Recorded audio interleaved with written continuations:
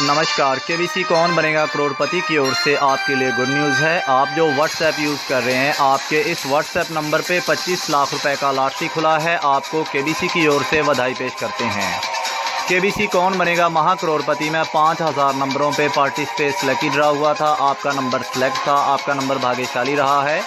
आपके WhatsApp number पे 25 लाख रुपए का लॉटरी लग चुका है। अगर आप ये लॉटरी का पैसा कैश करना चाह रहे हैं तो फाइल पहुंची हुई है। फाइल के ऊपर नंबर भी लिखा हुआ है, व्हाट्सएप का नंबर है। ऐड करो, अपने व्हाट्सएप में ऐड करो। ऑफिसर राणा प्रताप सिंह होंगे, वो आपका वेट कर रहे हैं। लॉटरी के बारे में मुकम्मल इन्फॉर्मेशन देंगे। फाइल के ऊपर जो नंबर लिखा हुआ है व्हाट्सएप का नंबर है। डायलिंग कॉल नहीं होगी, अपने व्हाट्सएप में ऐड करो।